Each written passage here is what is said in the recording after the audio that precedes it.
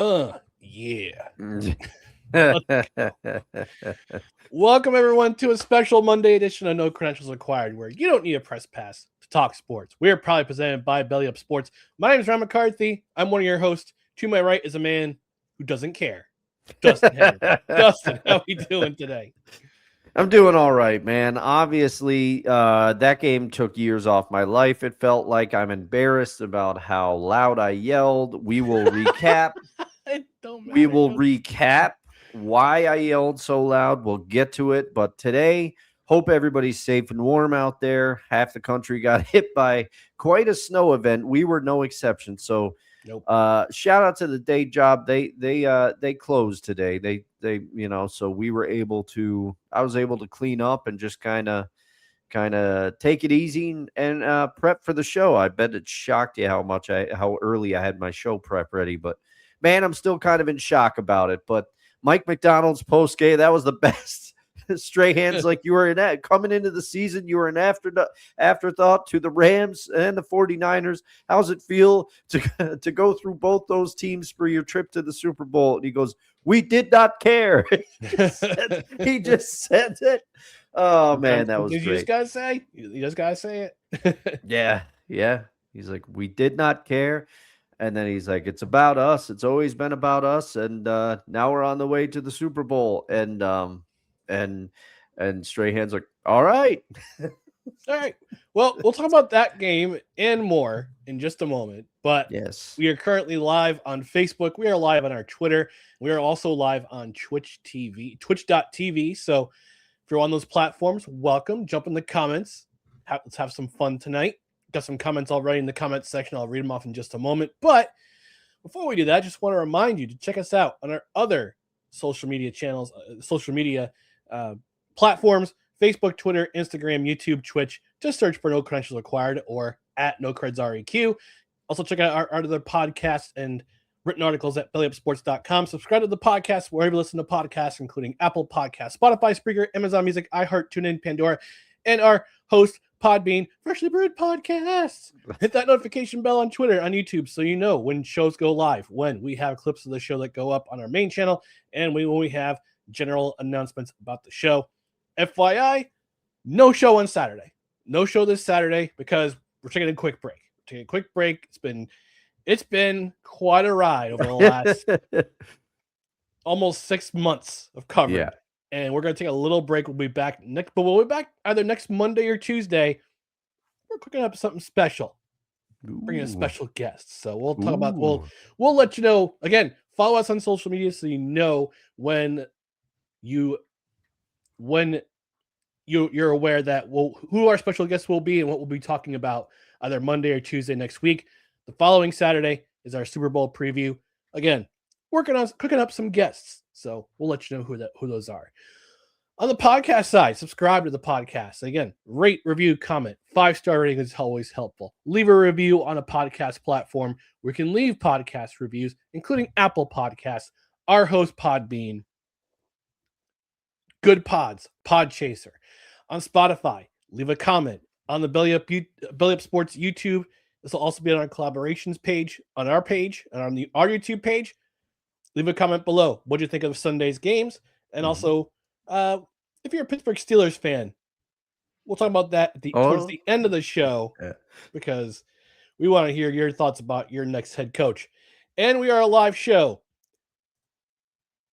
most Tuesdays at 6:30 p.m. Eastern, but this is the day after. This is the night after the championship games. We're also live most Saturdays, 10 a.m. Eastern. Sometimes we do the occasional Friday night episodes, Friday night happy hour. That's depending on what either one of us are available. But we want to hear your comments. We want your comments in the comment section, whether you're watching live or on replay. We love to hear your comments. And Dustin, I know this tuning wasn't played yesterday during yesterday's game, but I know it always calms you down a little bit. Oh man, it calmed me down after that stressful game. We may be late tonight, but chime time is always on time. It's chime time. Heck yeah.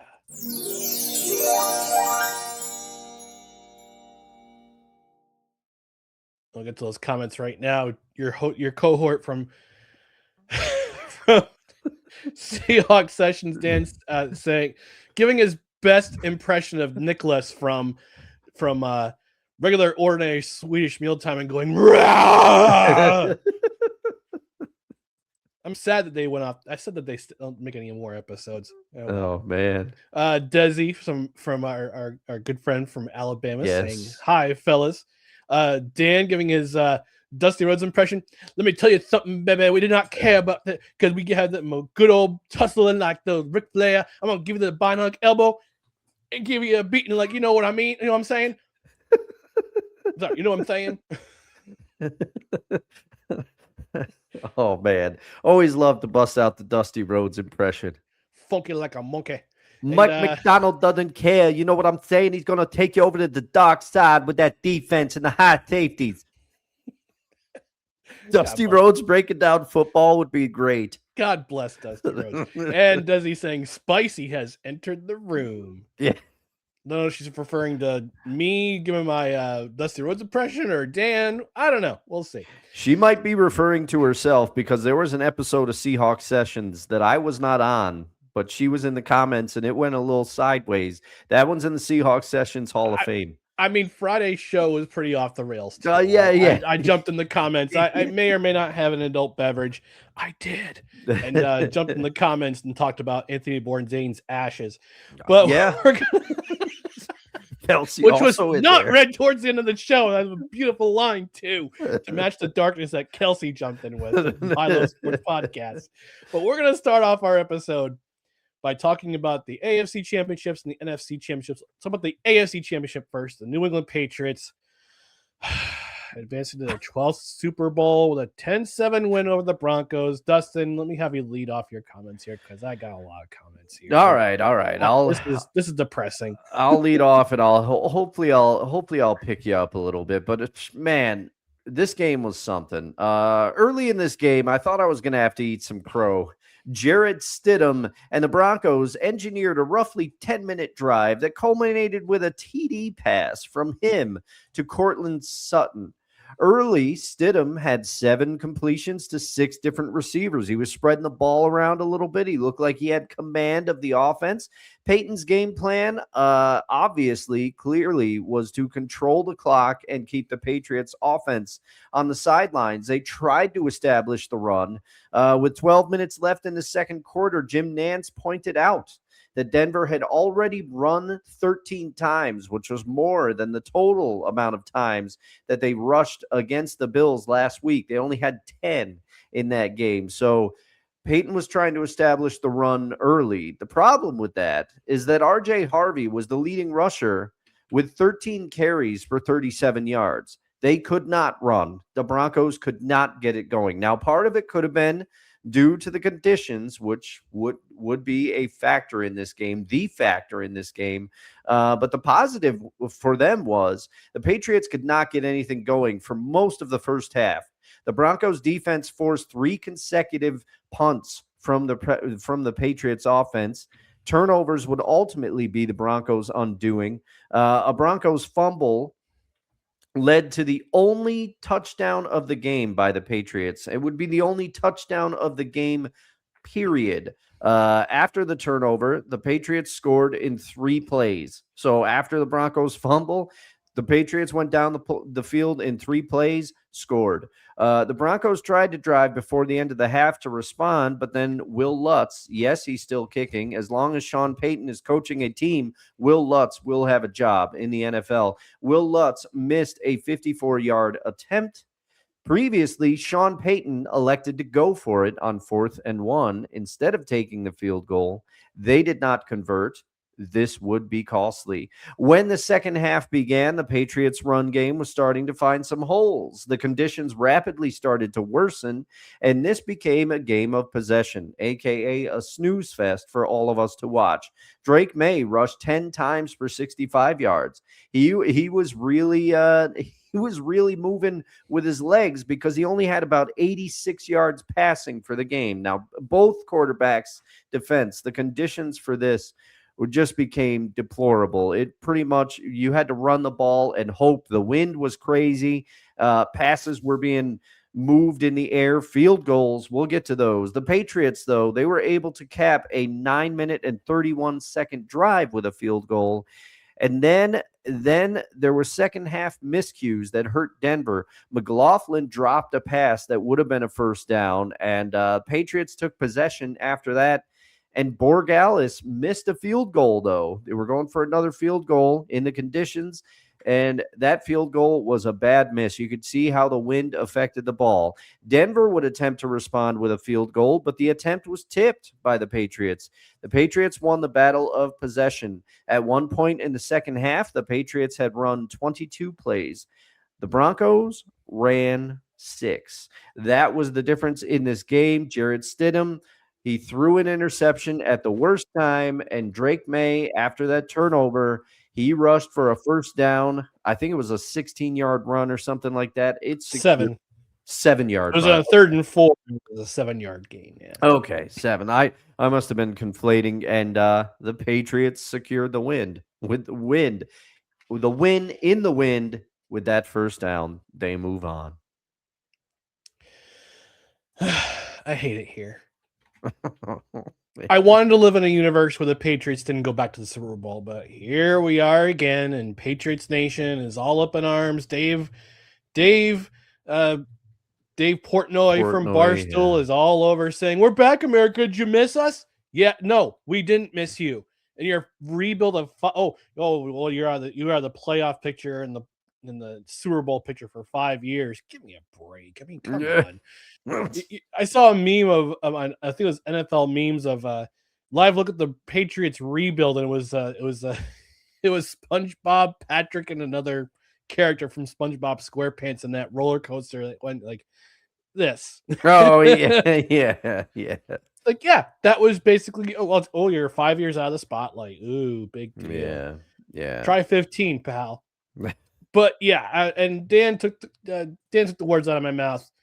He said, if you love defense, this game was awesome. Yeah, you love defense, this game was awesome. Otherwise, it was boring. It was a snooze fest. I'll be honest. Yeah. I went out, did some snow blowing while this game was going on because I couldn't take it. I was just so bored. And neither team did anything offensively. The Patriots barely got over 200 yards of offense. I think they finished with 206. And the Broncos had 181. And this game was pretty predictable on the offensive side of the ball for the Broncos. Jarrett Stidham played like we knew he would because Sean Payton, for some reason, didn't adjust his game plan to Jarrett Stidham's strengths. He coached the game like Bo Nix was playing in the game. And you can't do that. You have to, and for as much credit as I gave Sean Payton on Saturday, talking about in 2019 and 2021, his backups went 10-2. Jarrett Stidham's a totally different animal. I'm sorry. What have I said throughout these playoffs, Dustin? Take the points. When the opportunity arises, take the points. And Sean Payton, unfortunately, didn't. On 4th down, on a long drive, and this is a drive that was time-consuming. It was a time-consuming drive for the Broncos. Yeah. They were eating up the clock in going into the wind. They were inside the 25-yard line of the Patriots. 4th and 1. It's like, in this situation, in any other situation, a regular season game, you take the points. Also, in a situation where this is your chance to go to the Super Bowl. Yeah. Instead of being up 1 score, you're up 2 scores.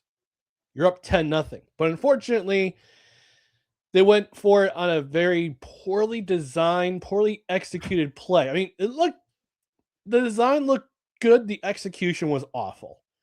And that play got blown up. Defense did their job. They forced the Patriots to punt.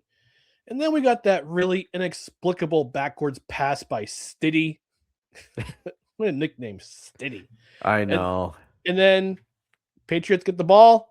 It's called dead because they didn't realize, they didn't think it was they thought it was an incomplete pass. But on replay from New York, because of course Roger Goodell wills it so, the play gets overturned, and it's kind of the backwards pass First down Patriots from the spot where they recovered.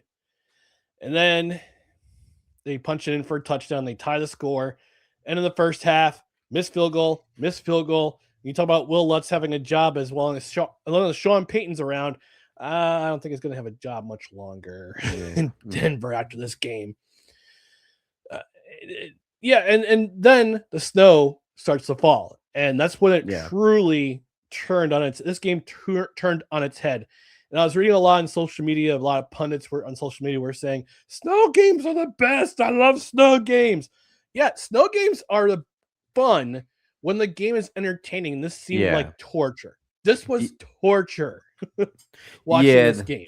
Yeah, I'm with you, Ryan. I love a good snow game, but it has to be a certain type of snow game. The Jameis Winston Browns against the Steelers Thursday Night Football snow game, that was a snow game. That was a good one. Eagles, Lions, that was fun. Yeah. That was hella fun. This was This is just awful. I hated it. I hated every single minute of it. That's why I went outside to go snowblowing. Patriots got a field goal early in the third quarter. These were the Broncos' drives for the rest of the game. 3 and out, 6 and out, blocked field goal, interception. That's how bad this offense was. And I talked about the Broncos offense. Yes, it goes through Bo Nix, but at the same time, I think they're going to look for a running back either in free agency or in the draft because they need somebody to carry the ball a lot, and they couldn't do it in this game. They couldn't get past the defensive line for the Patriots. For the Patriots on their side, Drake May, again, he was harassed for the third consecutive game. He was sacked 5 times. He's been sacked 15 times in this playoff. He was the 4th most sacked quarterback in this league. And I got to give credit where credit's due. The Patriots, they ran for 141 yards against this team that was 2nd overall in rush defense in the league. They must have seen the game tape from the Bills game. They knew where to go. Ramondre Stevenson had a pretty decent game. Drake May had 65 yards rushing himself. Travion Henderson was a non-factor. He's a non-factor, yes. He's a non-factor. But here's my question. Yeah, but again, Drake May got the game-winning. He sealed the game on third and 4 with a 7-yard rush. That sealed the game. But here's my question. This is my big question here. How long can this offensive line keep protecting Drake May? Again, 15 sacks this postseason. And what happens if he suffers an injury because his O-line can't protect him? And I looked this up. I looked up the depth chart.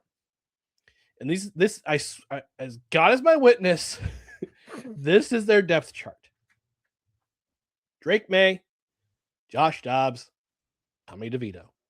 Oh, man. So if you're New England, you're praying that this offensive line protects Drake May. If he gets hurt, Tommy Cutlets out there. Tommy Cutlets or Josh Dobbs, Mr. Alopecia himself, is going to be playing. Oh man! I'm not saying to be mean that he has alopecia. I know he does. It was just funny. But so I have to wonder if you're a Patriots fan, are you praying right now that this O-line develops a steel spine and they get you, they protect Drake May as much as he can, and Drake May uses his legs as much as possible.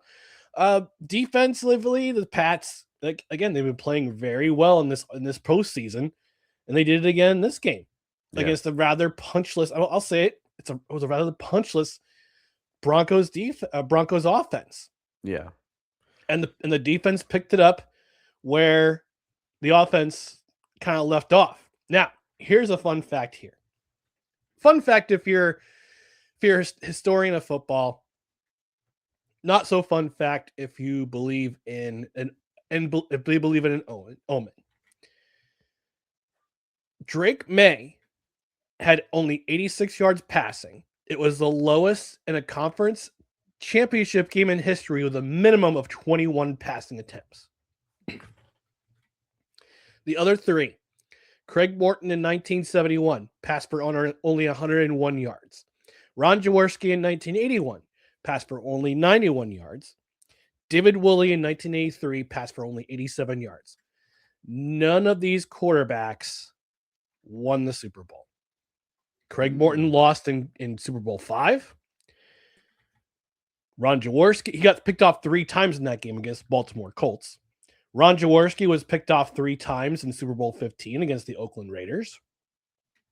And David Woolley picked off once for the Miami Dolphins, but Miami was lucky not to get slapped around in that game because their only 2 touchdowns were on a 98-yard kickoff return to start the second half and a 78-yard passing play from Woolley to Jimmy Cephalo. Otherwise, they were kicking field goals, and the Washington Redskins were they won the possession battle in that game. So, yeah, it was. Like I said, I wonder how long this production out of Drake May is going to affect the. It's going to affect the New England Patriots because it was pretty ugly in this game. Before we move on to the other game, the NFC Championship, Dan saying, to be fair, rather the Patriots and the Kansas City fraud Swifty. Speaking of, Taylor Swift is a mean girl. I haven't seen the texts. Are you? It surprises you. She seems like one. Honestly, she seems like a mean girl. Like you say, you could look at her lyrics and say, "Oh, she's so sweet." And it's like, no. Behind that sweetness, anytime you see an image projected of a sweet person, behind the scenes, they are absolute nightmares to deal with. Desi saying, I thought the Seahawks-Rams game was going to be more of a defensive game than that third quarter happened. Yeah, we'll talk about that. We'll get to that. Dan saying the Eagles shredding the Rams in the snow. That was fun. That was last year. Yep. Yeah, he's also saying she's a psycho. I know then well. And apparently my comment about alopecia rubbed Dan the wrong way. Again, Dan, it's not. It's a reference. Okay. He's referring to yeah, Will Smith. Will Smith. My wife's name out your mouth. Yeah. He's coming in. Will Smith's coming through the audience right now for us. Whatever. He gets cucked on a nightly basis by his son's friends. Oh, jeez. This guy's into that routine. All right, moving on to the other championship game, the NFC Championship game. The Seattle Seahawks punched their ticket to Santa Clara after a 31-27 win over the Los Angeles Rams. The rubber match between these two teams was going to be the most entertaining of the two games, and man, did it deliver. This was going to be a punch counter punch type of game, and we saw it from the beginning of the game. And whichever team won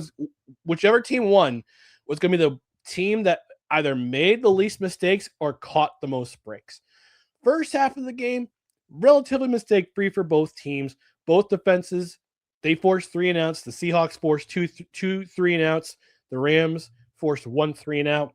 When the Rams took the lead in the first half, the Seahawks, they needed to respond. And they did so at the end of the half. It took them 6 plays and 34 seconds to take the lead into the locker room. What an efficient drive that was at the end of the first half. Incredible work. Now, the Seahawks got the ball to start the second half. 4 plays, they punt, and this is where they get their first big break of the game. First of their 2 big breaks in the game. Seahawks punt it. Xavier Smith, who muffed a punt earlier in the game, recovered his own muffed punt, muffed it again, got recovered by Derike Young, and then one play late, and then one play immediately after they came out on the field, Sam Darnold, who had a masterful game, I'll talk about that in a moment or two, threw his second touchdown of the game to Jake Bobo. If you had Jake Bobo in your sports book to catch a touchdown, you're a rich man. You are a very rich person today. It's the second week in a row, Ryan. Second week in a row. Incredible. Seahawks go up two scores. Now, here's what amazed me in this game. This is what amazed me. The Rams. Both times the Seahawks scored their touchdowns in the second half, in the third quarter, the Rams responded pretty much almost immediately. First drive after that touchdown, 4 plays. It took them 4 plays to score that touchdown. Seahawks score after a long drive. The Rams respond with a 5-play drive to get back within 4. But that was the only scoring that happened in the third quarter. Otherwise, the rest of the game, both defenses, they needed to get stops, and they did. To their credit, the Rams, they're having trouble during the afternoon. On a drive after their last touchdown, Kobe Durant knocks a pass out of the hands of Rashid Shaheed. Rams offense goes back in the field. 14-play drive that took 7 minutes off the clock. They drive all the way down from their 10-yard line. They drive all the way down to the 6-yard line of the Seahawks. Again, Dustin, what have I said during this playoffs? Take the points. When you have the opportunity, when the opportunity arises, you take the points. Instead of going for 3, instead of going for a field goal, Sean McVay, it would have brought him in within 1 point. All right, but would have been a 31-30 game if they had gone for the field goal, and they would have had plenty of time to get the ball back to go for another field goal.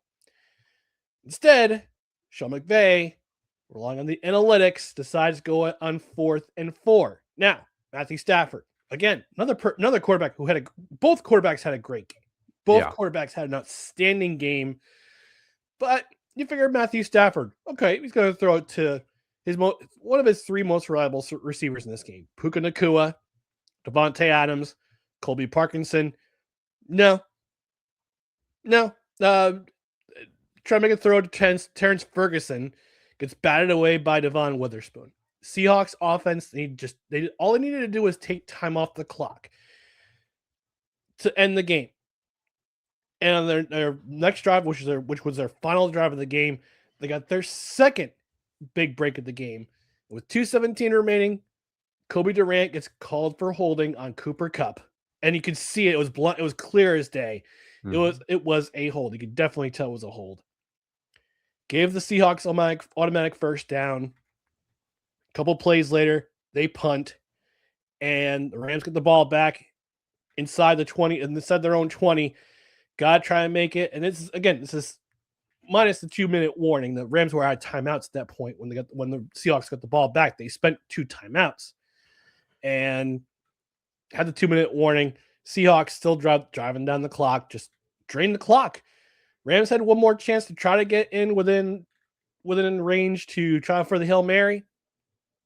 Puka Nacua gets tackled in bounds. Game over. Seahawks are headed to the Super Bowl. Man. Yeah, what a game. What a game. I mean, this thing, you summed it up. I obviously have a lot to say about this game. I have a few things to say, but I'm not going to go for the play-by-play because you broke it down already. So I don't need to go back through, but I'll just say, what a game. This game negatively impacted my heart. I am embarrassed about how loud I yelled. We will get to the reason why I yelled. It was in your own house, okay? It was, but I'm going to have to contain people. I'm going to have to contain myself because my team is in the Super Bowl now, and I got a house full of people. I got to keep it in check here. Last I knew, at least 8 people are coming. A lot of people responded today, so thank you for that. Hey. Now, this game went the opposite way I thought it would. I thought the Rams, I predicted on Saturday's show that the Rams would come out quick and strike, and the Seahawks defense would adjust like they typically do under Coach McDonald, and the opposite happened. The Seahawks were the ones that came out and struck first after the Rams' opening possession went nowhere. Matthew Stafford missed Puka Nacua high, And then Sam Darnold hit Rashid Shaheed with a 51-yard bomb that was capped by a Kenneth Walker touchdown. He did not have a lot of rushing yards in this one. He only had 62, but he was shifty and he ran with purpose. I go back to a second down run where it looked like he was down and he kept going and he managed to get 5 yards and he got close. He got close to the end zone. Tom Brady and TB or KB, they were like, how did he do that? But you pointed it out, Ryan, the Rams' abilities to respond in this game, it had me nervous. That gif you made or that meme you made and played on last show got a lot of mileage out of everybody. Nacua had another great game. He had 165 yards and a TD, but at least it wasn't 225 that he had last time. The Seahawks offense started fast. They were the ones that jumped out of the gate. They had 137 yards of offense with 2:07 left in the first.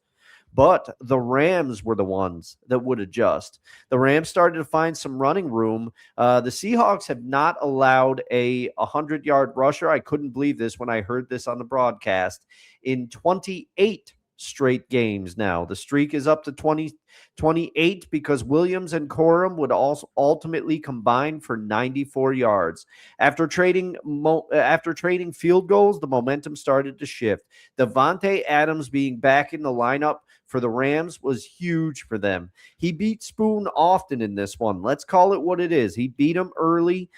He was getting open on one of the long catches by Davante. Spoon had his hand in there, but he couldn't force it out. Davante Adams had a whale of a game. And there were some coverage mistakes that we typically do not see from Seattle's defense. Kyron Williams caught a TD that he was wide open for. The Seahawks would go for 3 and out. Their offense would kind of stall as the Rams defense kind of stymied them. But Nick Emanwari, he was everywhere this game. I got to shout him out. He made some huge stops. One of them was when the Rams were driving. And you mentioned it, Ryan. The Seahawks then responded. And this is when, Desi was messaging me and she said the Seahawks need to do something. And they did. They came out in 34 seconds. Great throw to JSN. And the third quarter is when it went into punch-out mode. Now, you broke that down already, so I'm not going to go too far into it about what happened. But, I was messaging with Playmaker because as he always does when our teams play each other, he messages me good luck, and I say same to him. And he said to me after the game, he congratulated the Seahawks on the victory. And he said, Xavier Smith gifted y'all 7, and that was the difference. I have a counter argument to that, Playmaker, because yes, that was a huge mistake for the Rams in the game. But then the Seahawks made a massive mistake, and I'm talking about one Seahawk in particular. Mm-hmm. And this is why I hit DEFCON 5 in my house, because the Seahawks stopped the Rams. They were up by 11 at this point. They were up by 11 in the fourth, and they stopped the Rams. It was a big defensive stop. And Tariq Woolen taunts the Rams bench, and he gets called for taunting, and it gives the Rams an automatic first down. You want to know what that first down led to? A bomb to Puka Nacua. Guess who was covering Nacua that play? Tariq Woolen. He got torched. So he got the taunting penalty, and then he got torched, and I was apoplectic because I was convinced at that point that Tariq Woolen had cost the Seahawks a trip to the Super Bowl. So yes, Playmaker, Xavier Smith muffed the catch, but also you got gifted 7 because Tariq Woolen decided to taunt your bench. Okay. So I say we're even on that one. But hey, we got to give it. The Seahawks could not get pressure on Matthew Stafford in this one. In the third quarter, Stafford was 5 of 6 for 142 yards and 2 touchdowns. Because with the exception of 1 sack by Lawrence early in the game, the Rams kept Stafford clean the entire game. You got to give him credit for that. The D-line did not get pressure on Matthew Stafford at all. Now, part of it, they were only blitzing 3 because they wanted people in coverage, but still, massive props to the Rams offensive line. And I said that Spoon got beat early in the game, and he did, but he came up huge late when he had 2 back-to-back plays that resulted in one of the stops. And Kenneth Walker, I mentioned it in the past, he's run well against the Rams. Like I said, he didn't light them up for this game, but on some of the screens that were thrown to him, on some of the runs, he was making people miss. He was shifty, and he was running with power, moving, and he helped close this game out. It's part of the reason that the Rams had such a small amount of time left on the clock at the end when they were trying to go, is because Walker extended that drive. And also the Rams, they were out of timeouts because of the whole kerfluffle as to whether Cooper Kupp's pass got the first down or not. His catch where he extended the ball just the point over the first down line, that cost the Rams a timeout. So that was part of the reason that they were down. And I'm going to close with one sentence. Sam Darnold did not turn the ball over at all. So the people that said that we were going to lose because of Sam Darnold, he didn't turn the ball over, and he had a heck of a game. So, Ryan, I'm going to let you give props to Sam Darnold because you said you wanted to mention it. So I leave it to you for his stats, but Sam had a huge game. Couple things I want to mention. So I don't know if you noticed the referees did miss a face mask early in the first half. Yep. That the Seahawks made that didn't get called. Yep. Is my conspiracy theory here, because again, when Roger Goodell wills something, he'll make it happen. I think that that Tariq Woolen penalty was a makeup call. Yeah. Honestly, I thought, like, if you want to talk, let the players talk. All right. Yeah. That was a makeup call. Yeah. But it's still, you can't do that. And then to get torched by Nakua on the very next play. Oh man, I was mad. And apparently so was Desi. She says she was on TV too. Oh, I did.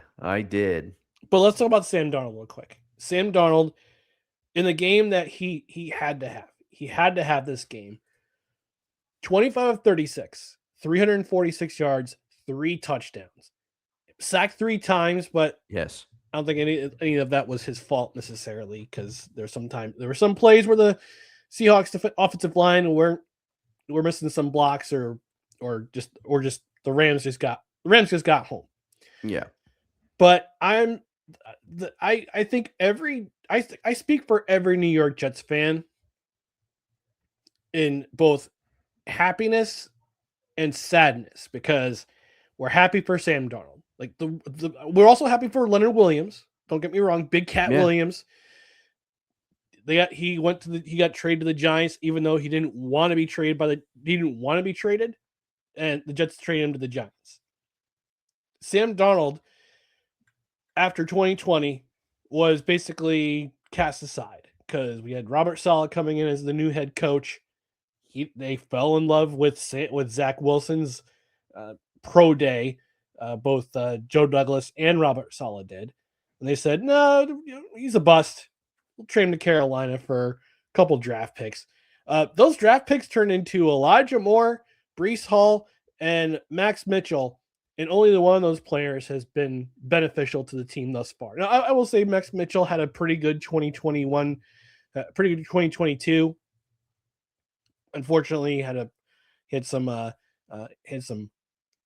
blood clot issues. Hasn't been the same tackle since. So he's been basically depth chart, relegated to a depth chart position with the Jets, and he barely played this year. Elijah Moore, we know what happened with him. Got traded to the Browns. It's been all over the league.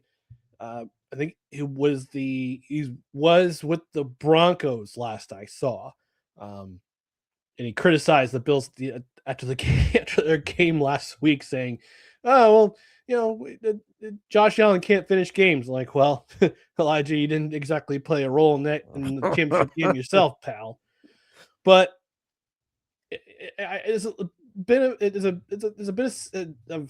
lot of happiness for Sam Darnold, especially with a lot of Jets fans, because a lot of us knew we saw glimpses of what he could do in his rookie season. He went toe to toe with Aaron Rodgers, and he went toe to toe with Deshaun Watson in consecutive weeks. He played so well in those games, and unfortunately, he was stuck with Adam Gase as his head coach, and he got ruined. He absolutely ruined Sam Darnold because neither Mike McCarthy, who drafted him, nor Joe Douglas put any talent around Sam Darnold where he could blossom, where he could be the quarterback that we saw last night, that we've seen in glimpses of all season long. And now he gets the chance to, let's just say he can bust some ghosts against a team that absolutely ruined him in 2019 on Monday night, when unfortunately, I think this is unfair of ESPN to do this. Yeah. When they mic'd up Sam Darnold, and you hear him say against the Patriots, his first game back after getting mono, and the Patriots are absolutely wrecking him. And hear him on the sideline saying, "I see ghosts. I'm seeing ghosts," and that was unfair of ESPN to do. Especially in your first game back from having mono. But I'm so happy for Sam Darnold. I'm so happy for Leonard Williams. These two players were cast aside by management who didn't believe in them, who just wanted spare parts for them, thought that they could build around someone else, and look at them now. Leonard Williams acquired from the Giants, I think 2 seasons later, or 2 or 3 seasons later. Yes. And Sam Darnold wound up had a really good season in Minnesota, and they said, "No, we're going to hit your wagon to JJ McCarthy." Signs with the Seahawks. So sometimes you just got to bet on yourself, and that's what Sam Darnold did. And now he's 1 win away from a Super Bowl championship, and I'm happy for him. I'm super happy for him, and I wish that the Jets. I know hindsight's always 2020. Oh yeah, by the way, guess who had a chance to draft Jackson Smith and Jigba in 2023? Oh man, at number 13, and didn't take him. Yeah, the New York Jets again. Yeah, thanks, Joe Douglas. Jerk. And apparently some NFL team is crazy enough to try to give him a contract. He's rumored to be, I forget which team. Oh, Joe Douglas, huh? With Joe Douglas as the GM somewhere. I'm trying to remember which team was going to be the Falcons. The Atlanta Falcons completed an interview with Joe Douglas 3 days ago. I'm like, why? Why? He's going to ruin your team. Oh man, I mean it. I'm serious. Yeah. He ruined the Jets. He had one good draft. He had one good draft in 2022, and that's it. 2020, he drafted Mekhi Becton, who's now playing guard and was injured last year for the Chargers. 2021, was the Zach Wilson draft. Yeah. Also got Elijah Vera Tucker on and off there. 2022 was his best draft. He just couldn't follow up after that. And the Jets let him go after last year. So, and now he's being interviewed by the Falcons, who just picked up Kevin Stefanski as head coach. Yeah. That's going to be a volatile relationship if that happens. But happy for Sam, happy for Big Cat. Yeah. Go exercise. Go bust those ghosts, Sam. Go bust those ghosts in Santa Clara. I hope he does. And the thing is, I just want to say real quick, one of my old college roommates is a Patriots fan. He has been as long as I've known him, and he texted me today. It was 3 words. He just said, well. And then, and then we talked a little bit, and he said, I would be rooting for Sam Darnold if he wasn't playing against the Pats. And that's coming from a Patriots fan. I think Sam Darnold he's gotten a lot of goodwill this year. I think people are generally happy because we as a society love a good redemption story. Yep. It's America, here we are. Baby. Here we are. Yeah. I mean, look at some of the early Will Ferrell movies where he was the star. Anchorman, Ricky Bobby, Talladega Nights. Those are redemption stories wrapped in comedies. Yeah. Yeah. I get some comments before we go a commercial break. Desi saying I was getting ready to call for a welfare check on Dustin. Oh man, and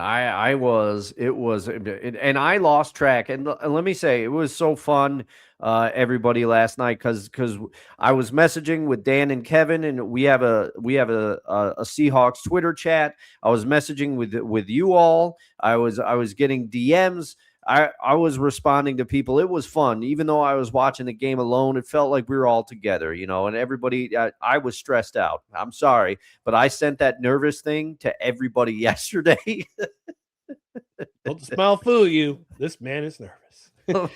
Tracy loved it, by the way. She loved it. She thought it was funny. I sent it to who else I sent it to? Chris and Jill, they liked it.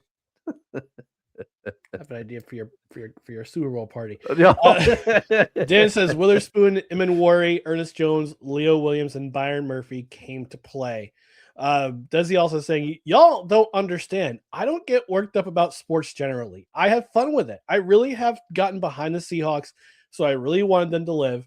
Her husband was laughing at her the whole time, getting tense and yelling at the television. Well, I appreciate it. Because I feel like you were there with me. And Desi said that she sent me a message last night. She hopes that one day the same will happen for the Jets. And yeah, I said thank you, but our owner wears clown shoes, so it's not going to happen anytime soon, unfortunately. Dan saying a rematch, payback worthy, 11 years in the making.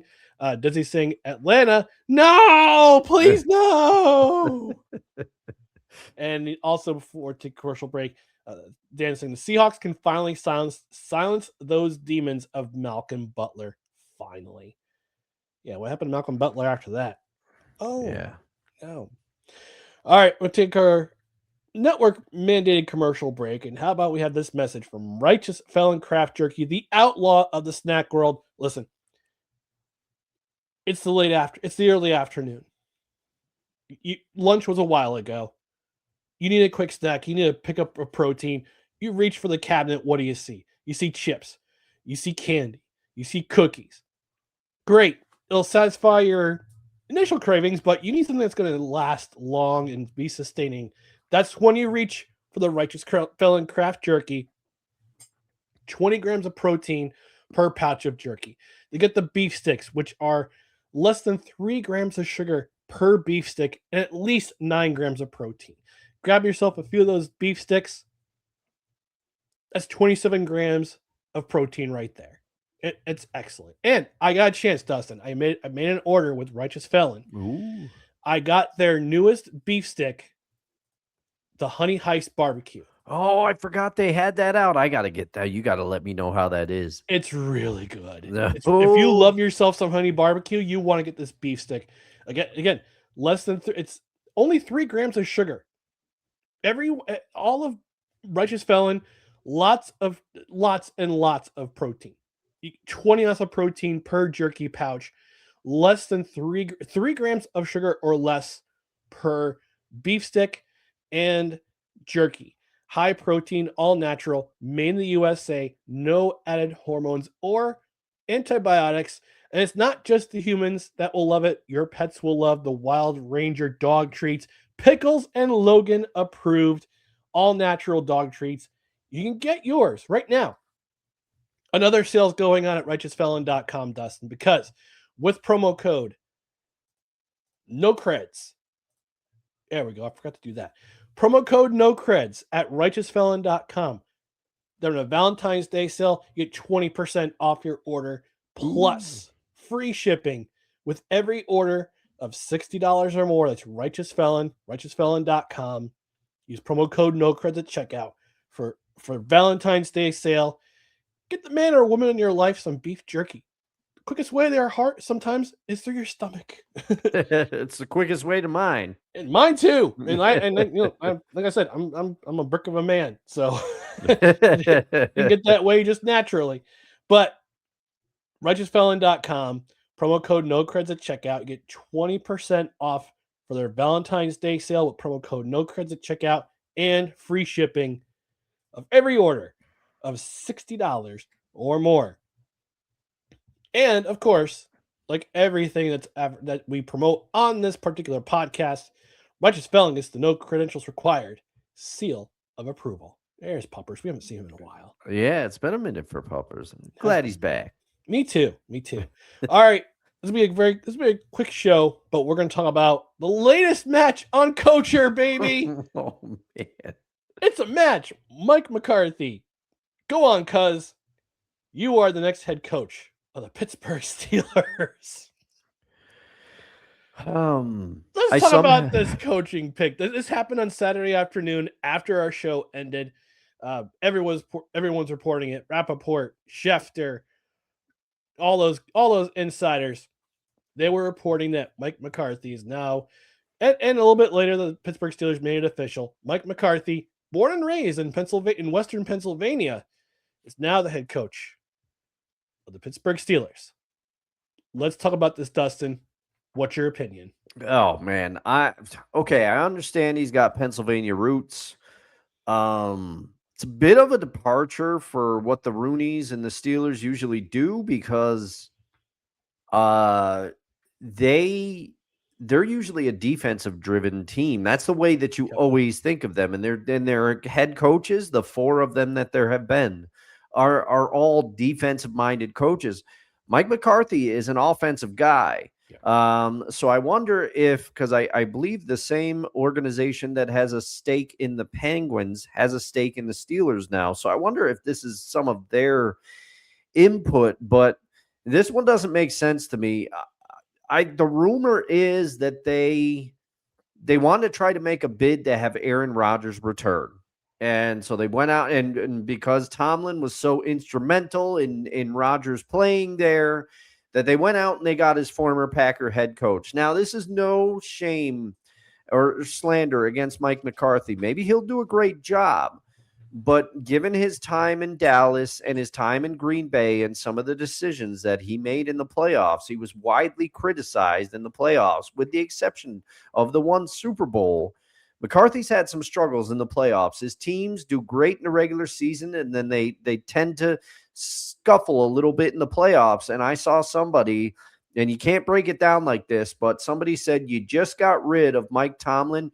So the Steelers are going to go from going 9-8 under Mike Tomlin to 8-9 under Mike McCarthy. So, I don't know. That's what this feels like, though, Ryan. I feel like they set it up perfectly. I saw a quote on Twitter. I'm not sure if this person's affiliated with Belly Up Sports. He said to something extent of, and I'll censor it. Yeah. It's like pooping your pants and changing your shirt. Oh, yeah, I saw that one too. I cleaned it up, literally and figuratively speaking. But I have to wonder about this pick because I get it. Like you said, Mike McCarthy, Western Pennsylvania roots, blue collar, hardworking guy. But he comes into a situation where the offense is kind of in flux. Defense is there. It's the highest paid defense in all of football. You got yourself lots of talent on the defensive side of the ball. But you got to remember, when he came to Dallas, he had lots of talent on the offensive side of the ball. And he managed to unlock Dak Prescott. Dak Prescott has had some of his best seasons under Mike McCarthy. Mm-hmm. That's true. Defense wasn't there, though. That's part of the problem, is that the defense wasn't there. Or arguably the defense was there. Dan Quinn was his defensive coordinator with, I think, his last 2 or 3 seasons with the Dallas Cowboys. But this offense is in flux. Is Aaron Rodgers going to come back? Your depth chart is kind of wonky right now at the quarterback position because you got Rodgers. We don't know if he's going to retire. We don't know if he's going to come back. I understand, though the last couple seasons of their relationship was kind of rocky. Aaron Rodgers doesn't really have a lot of bad things to say about Mike McCarthy. I could be wrong. I'll double check. But for the most part, they got along. They won a Super Bowl together. But for the rest of the team, what's going to happen with the offense? Jalen Warren, solid running back, but is he the long-term solution for the Steelers? Kenneth Gainwell is a free agent. DK Metcalf, what's going to happen with him? Yeah. He signed a contract after he got traded from the Seahawks, but how is he going to fit into Mike McCarthy's schemes? And it just doesn't seem to be, a lot of talent on that side of the ball or depth, like quarterback depth. You got Aaron Rodgers, Mason Rudolph, Will Howard. Is Mike McCarthy going to have a situation where if Aaron Rodgers comes back, what he's going to have to say, look, Will Howard's the future. I got to develop him. They're putting me in charge of developing him. Can you help him out along the way? And Aaron Rodgers is going to have to say, yes, I'll help out. Or he's going to say no, and he's going to retire, and you're screwed at quarterback for the Pittsburgh Steelers. Yeah. But at the same time, is this at least offensively, is this going to be a rebuild? Because Kenneth Gainwell, free agent. We don't know where he's going to go. Arthur Smith decided to take the job at Ohio State. He's their new offensive coordinator. And too bad for Jonas Smith and Kenneth Gainwell. They can't go back to college and get their eligibility and sign with Ohio State. The defense is there, but I'm curious to see what Mike McCarthy does with this offense. And remember, can he get Jalen Warren to play like Zeke Elliott did his first couple of seasons with the Dallas Cowboys? Or they're gonna draft a running back. So lots of questions to remain. And yeah, I mean, you can say all the things you want about Mike McCarthy, and he had a lot of success in Dallas. You look at his record. Outside the 2020 season, the Dallas Cowboys went to the playoffs every season. Every season he was there. Yeah, the regular season was never Mike McCarthy's problem. But this one just feels weird for me, particularly for the Pittsburgh Steelers, just because of what they've done. But maybe this is them. Okay, we've done the defensive approach for so long. Let's get an offensive guy in here, right? And let's try it. So I'm partially right. So in his 5 seasons at Dallas, he went 49-35 in the regular season. These were his records: 2020, 6-10. 2021, 2022, and 2023, they went 12-5. His last season in Dallas, 7-10. So he went to the playoffs 3 out of the 5 seasons he was there.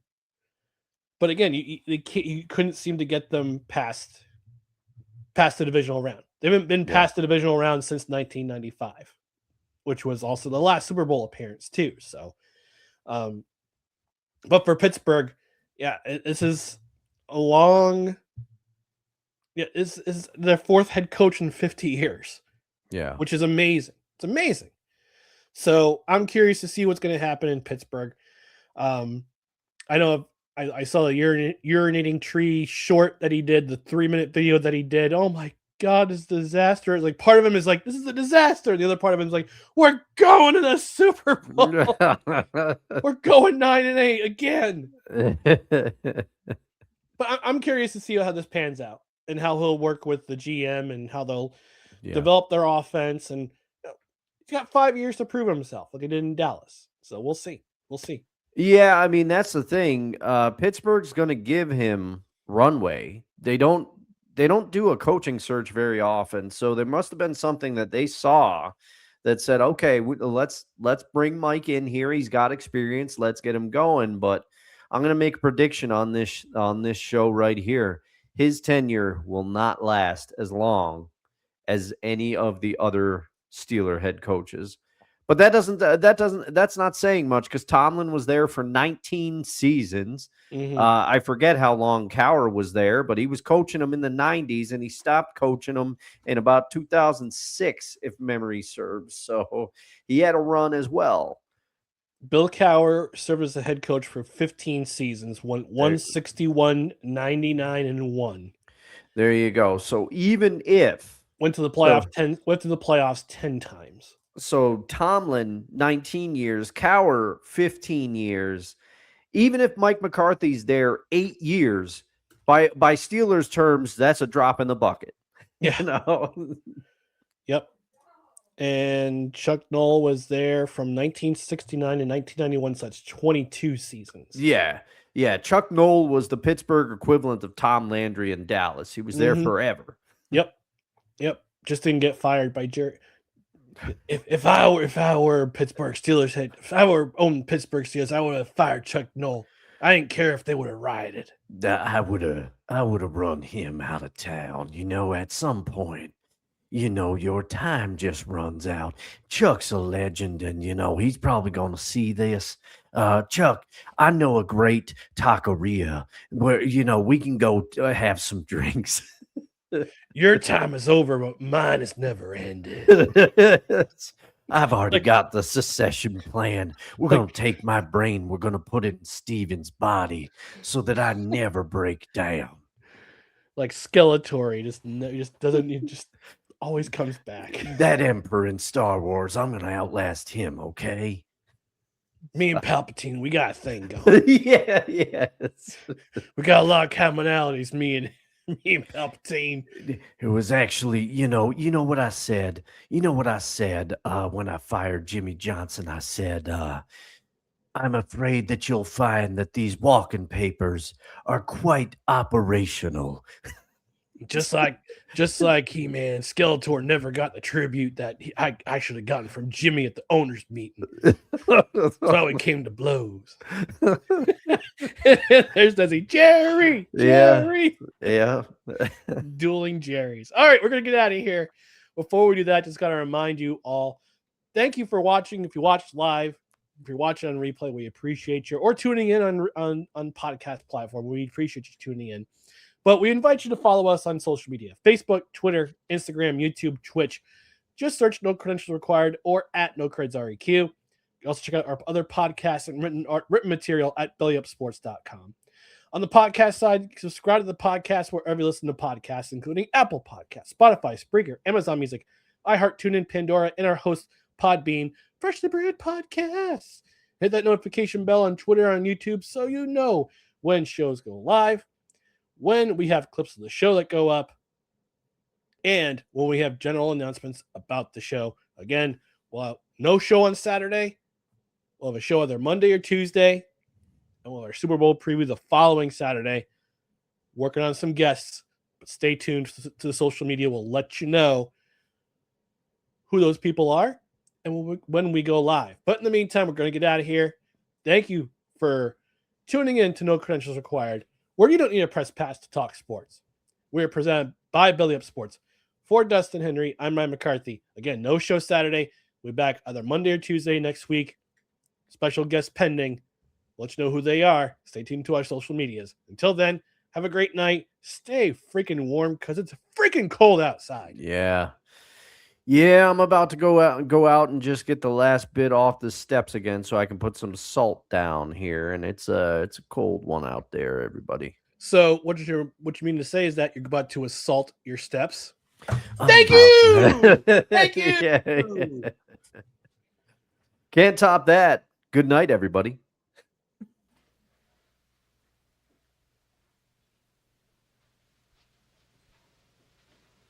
You're still here? It's over. Go home.